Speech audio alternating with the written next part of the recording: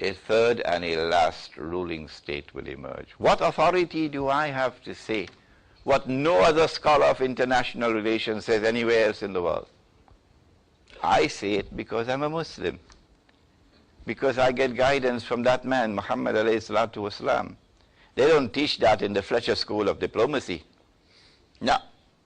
They don't teach that at the Graduate Institute of International Studies in Geneva, Switzerland, where I was myself a doctoral student. A third and a last stage will witness the emergence of a third and a last ruling state. That is around the corner. If Iran is attacked, for example, which is possible. If nuclear weapons are used, for example, which is possible.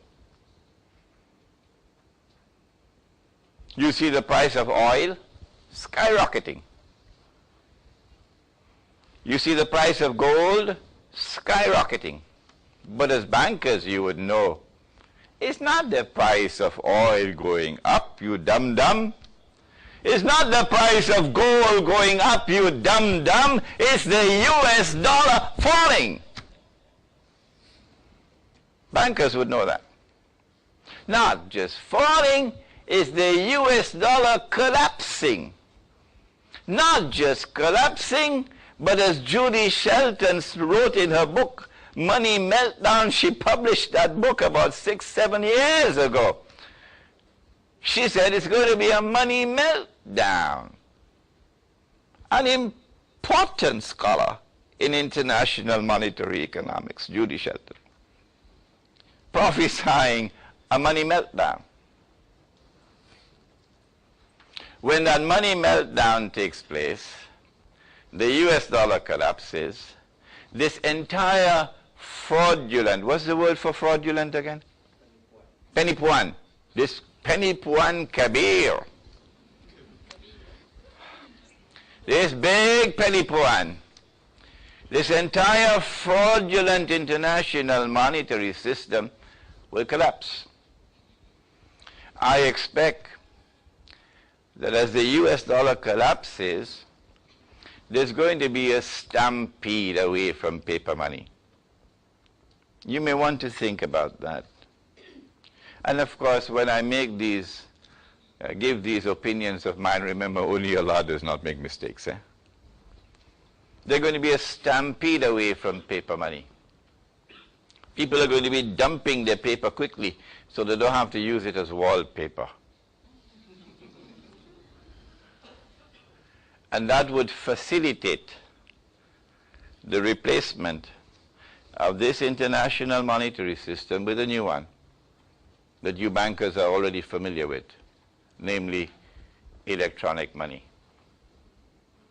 If paper money was fraudulent, Penny Puan Kabir, then electronic money is Penny Puan even more Kabir.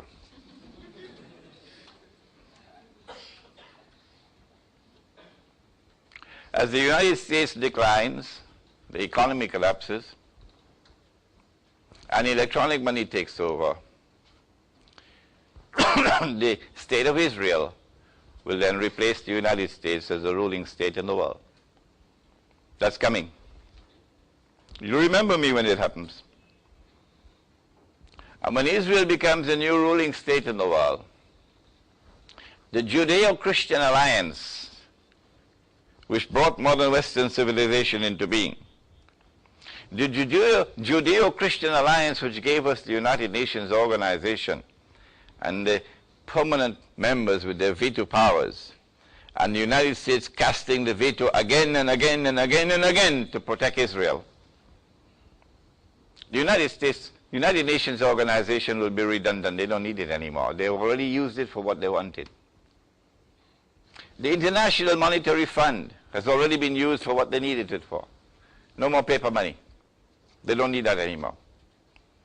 And so a new world is coming. It is such a frightful world that one mind cannot understand it. I need your help. We have to bring a number of minds together to understand what's going to happen when paper money collapses. It is like a a financial Armageddon that's around the corner. While, of course, we, scholars of Islam, drinking Teh Tarik.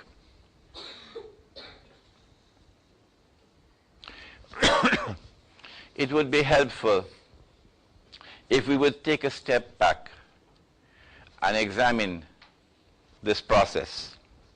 Study it from my book, Jerusalem in the Quran. When Israel becomes the ruling state in the world, then eventually a man will emerge as the ruler of Israel. He will be born of Jewish parents, said the Prophet ﷺ. He will be a young man, powerfully built with curly hair. And ruling the world from Jerusalem, he's going to declare, I am the Messiah. No, he will not be the Messiah. He will be the false Messiah. He will be Dajjal. That's coming. He is the mastermind. He is the mastermind behind the emergence of this mysterious alliance in Europe, this Jewish-Christian alliance.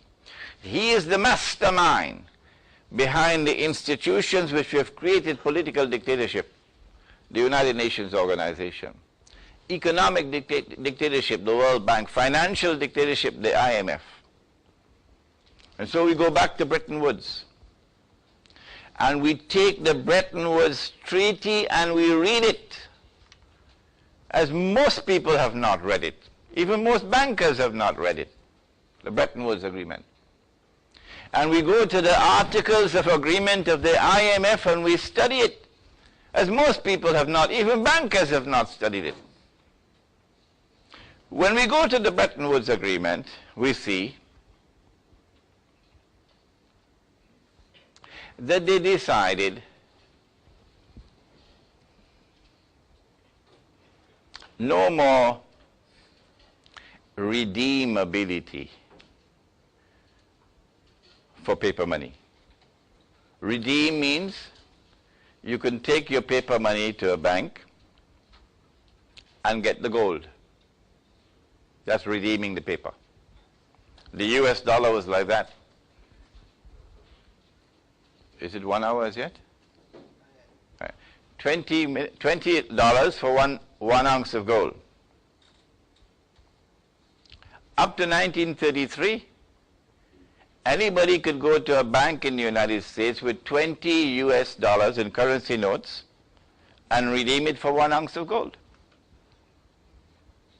But at Bretton Woods, they decided no more. No more.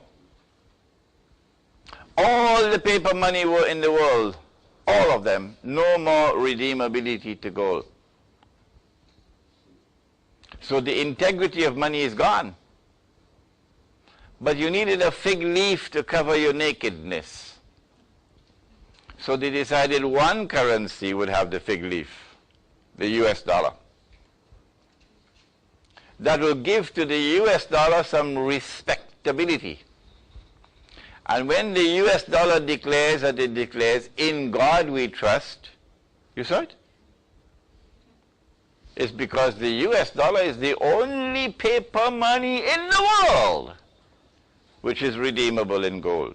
Not your ringgit and not their rupiah. And Bretton Woods declared that the redeemability would be at $35 an ounce of gold. But Bretton Woods declared that not Tom, Dick, and Harry. No, you can't go to Uncle Sam and say, here's my $35, give me the ounce of gold. Only central banks. Only central banks. So what, central banks are the only people going to be using this money? No. All of mankind are using this money.